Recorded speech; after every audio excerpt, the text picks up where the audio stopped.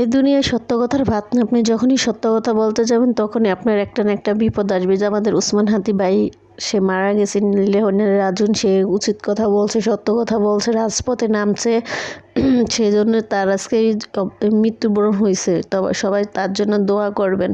Hello everyone, কি অবস্থা? আশা করি সবাই ভালো আছেন, আমিও ভালো আছি। এবং যার কথা বলতে আসলাম উসমান হাদি ভাই, সেগুলো অনেক একটা বীর যোদ্ধা আসলো, যাকে বলে বীর যোদ্ধা। তো সে এরকমভাবে কথা বলতো, মানে প্রতিবাদ করতো, মানে মানুষের বুকটা কেঁপে উঠতো তার কথা শুনে। সেজন্য সে আজকে মারা গেছে। তাই উচিত কথা বললেই দুনিয়াতে কেউ কাউকে ভালোবাসে না।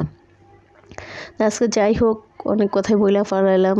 রাজনীতি ব্যাপার আমরা এগুলোর ভিতরে নাই ঢুকি। তারপরও আফসোস লাগে, একটা অল্প বয়সে তরতাজা জীবন চলে গেছে। তার একটা ছেলে আছে 1 বছরকে, তার জন্য খুবই মায়া লাগতেছে, কষ্ট লাগতেছে। এই বয়সে সে বাবা হারা হয়ে গেছে।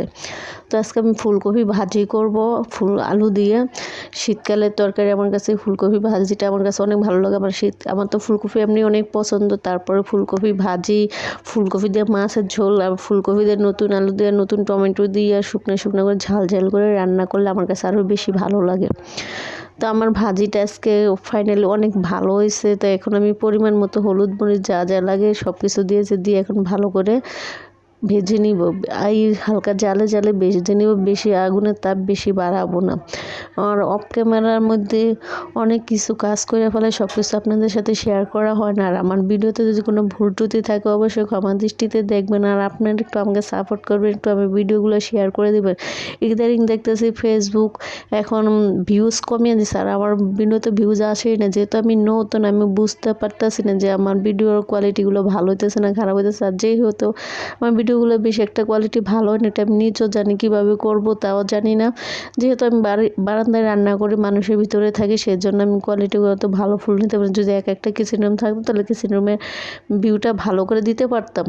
তো আপনারা যদি আমার পাশে থাকেন অবশ্যই ফেসবুক আমাকে একটু না একটু ভিউজ আনা দেওয়ার ব্যবস্থা করবে। যেহেতু আমার আপনারাই ভালো জানেন এই সমস্যা কেন হইতেছে। আর আমি কথা বলতে পারতেছি না, আমার গলাটা বসে গেছে। দেখেন গলাটা বারবার গলার কণ্ঠ বেজে উঠতেছে। সেজন্য আমি গলাটা একটু ঝেড়ে ঝেড়ে নিয়ে কথা বলতেছি।